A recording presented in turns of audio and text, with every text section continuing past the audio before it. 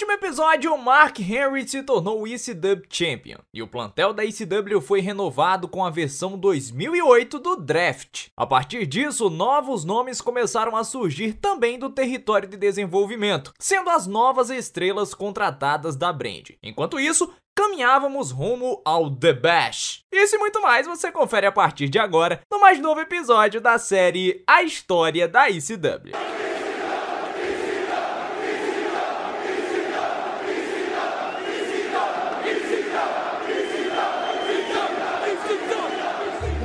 Você certamente lembra que eu comentei na semana passada que a passagem do Finlay para a brand ECW tinha como papel ele ser o paizão dos bastidores, já que a empresa começaria a finalmente mudar a abordagem do show da ECW para uma plataforma de entrada dos talentos do território de desenvolvimento na programação principal da empresa, né? Pois bem, não demorou muito para que os primeiros nomes começassem a surgir através de segmentos com o Teddy Long. Já no primeiro show de julho de 2008, Atlas Ortiz estreou contra Armando Estrada. Ortiz chegou à OVW no final de 2006, vindo de uma carreira no futebol americano que incluía uma passagem pelo Orlando Rage da XFL. Ele ainda era considerado um talento bastante verde para estar em grandes palcos, inclusive essa foi uma das críticas para a estreia dele, que durou bem mais do que realmente deveria. De todas as formas, uma semana depois ele teve o nome alterado para Ricky Ortiz e se tornaria o The Latin Assassin, muito porque eles resolveram trazer Tony Atlas de volta e decidiram que não seria interessante ter mais de um Atlas na brand. Sobre o Tony Atlas a gente comenta um pouco mais lá na frente, porque a gente ainda precisa falar de alguém muito, mas muito mais importante para a história do entretenimento esportivo, para a história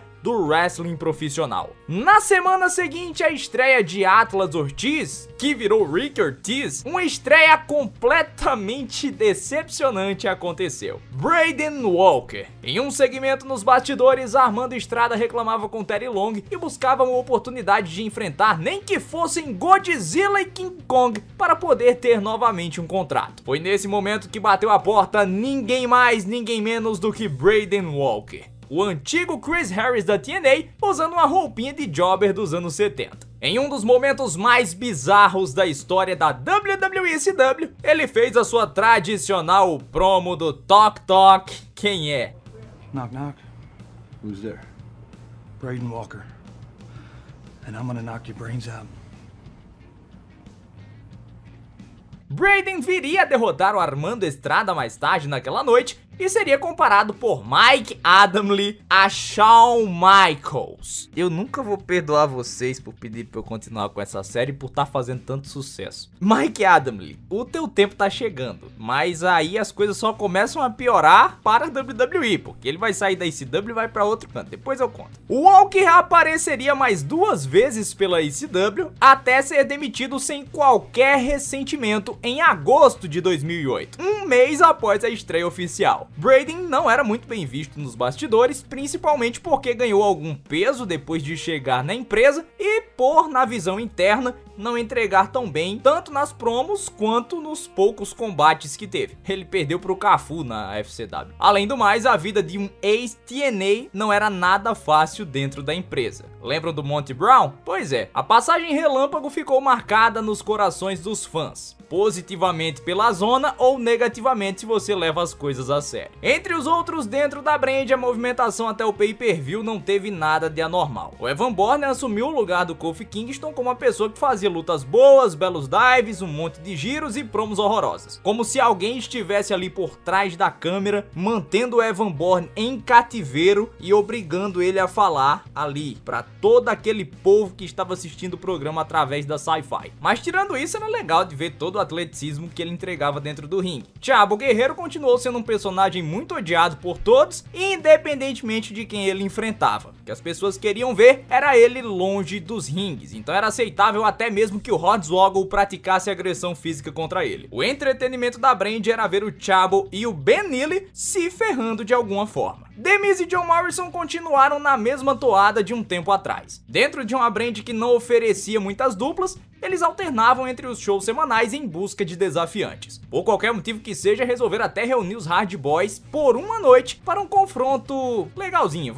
lá na ECW. Sem história, sem preparação, sem nada. O caminho só tinha duas saídas: a aleatoriedade ou envolvê-los com a grande união de Finlay e Hornswoggle. Pai e filho não teriam esse programa de fim de semana para brincar, infelizmente. E no cenário do título principal, Mark Henry começava a dizer que era o salvador da ECW. O primeiro programa dele foi contra o Tommy Dreamer. O Mark Henry disse que o Dreamer poderia ter uma oportunidade pelo título se o Colin Delaney, considerado por Tommy Dreamer como a epítome da ECW, conseguisse derrotá-lo no main event do show de 1º de julho de 2008. Colin Delaney foi destruído, mas se ele ganhasse, assim, pensa comigo, não seria melhor dar a title shot pra ele? É o Colin Delaney derrotando o campeão Mark Henry. Fica aí um questionamento pra vocês, né? Um questionamento que pode até ser válido, mas esse tipo de decisão seria a epítome da WWE-ECW.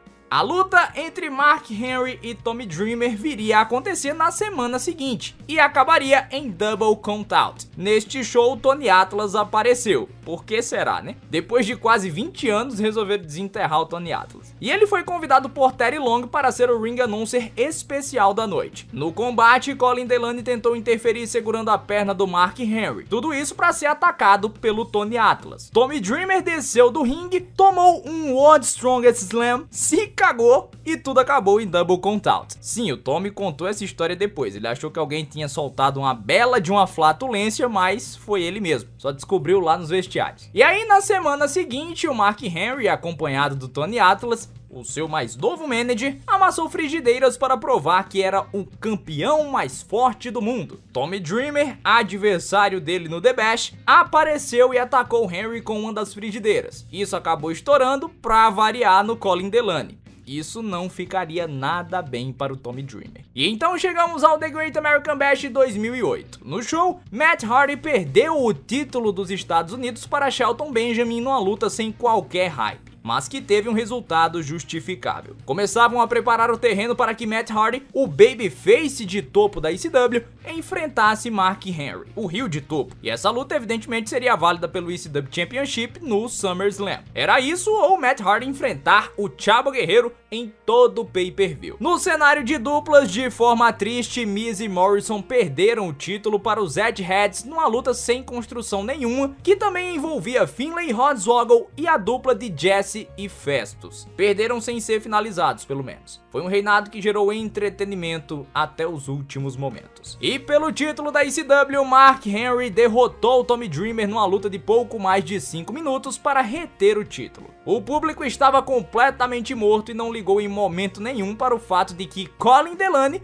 fez o heel turn contra Tommy Dreamer e ocasionou a derrota. Essa foi a primeira defesa do campeão mais forte do mundo e foi a última vez que nós vimos o ECW Title com a sua aparência original na programação da WWE. Mas sobre essa mudança, a gente fala no próximo episódio da série A História da ECW. É isso aí, pessoal, nós vamos seguir agora rumo ao SummerSlam 2008, o grande evento do verão americano e tudo que envolveu a ECW nesse período. Se você gostou, deixa o seu like e se inscreva no canal, me ajude a bater os 4.000 inscritos aqui no Rádio de Pilha Driver. Tamo com a semana cheia, tamo tentando trazer vídeo todo dia, sempre que possível, quando não acontece nenhum imprevisto, isso dá certo. Então na próxima semana a gente volta com a série A História da ECW, tá bom? Tchau, tchau, galera! Fui!